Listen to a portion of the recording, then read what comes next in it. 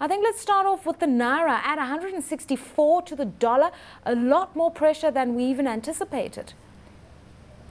Oh yes, lots more pressure than we anticipated.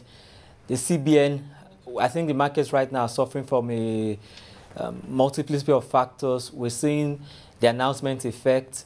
Many people are expecting, traders, analysts are expecting that the CBN will be devalued. So this announcement effect has already taken, it's taking a hit on the Naira. So traders are actually trading with the expectation that the CBN would devalue the Naira, and that has taken an effect on trading. Let's talk about this particular announcement from the CBN. We got an indication, and it was just an indication by the governor, that he may change the threshold for the Naira from 150 Naira, give or take 3%, to probably another stability level of 154 or so. Are we likely to hear that? And what would be a reasonable intervention on the part of the CBN? First and foremost, if you see the Ministry of Finance figures released last week showing the 2012 fiscal medium-term policy, it actually says 153. So right now, that's a federal government document saying that the Naira could trade at 153 plus or minus 3%. Then now you hear there's this rumor of 154. But already the markets are trading at over 160. So eventually we could settle for, you know, close to 160, maybe above 155. All right, going forward, other factors that are going to have an impact on the Naira, we're headed towards promulgation of the PIB and deregulation of the oil sector. And deregulation also means removal of subsidies. Definitely the government's pushing for that particular intervention by as early as January 2012. What would that mean? Now, for deregulation, I think this is a very interesting dimension. The Nigerian Labour Congress has come out to announce that they would not accept deregulation. Time and time again, we've seen this thing happen in Nigeria. There's so much talk, there's so much hullabaloo about deregulation, and eventually what happens is a petroleum price increase.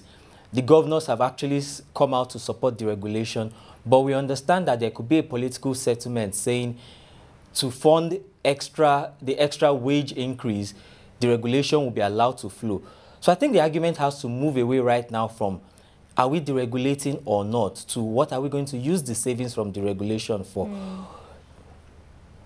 Okay, and what should they use it for? I mean, we already know that there's a sovereign wealth fund that exists on paper, if not institutionally.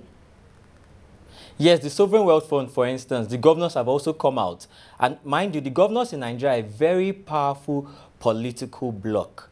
They could determine the continuation of a presidency, which they often, and in doing so, they often put in a lot of political negotiations here and there. So the governors have come out to say they oppose the sovereign wealth fund, except they can get extra funds, extra revenues to foot the 18,000 Naira minimum wage bill. And we think that, like I said earlier, that there's been a settlement to get the savings from the deregulation into the governor's coffers. So if that happens, then I think we've lost, actually, because you've taken a general subsidy for the entire country into that of the pockets of civil servants. So the fundamental issues which bother the whole country will remain. Don't forget, we import a lot of petroleum. Nigeria has no refineries.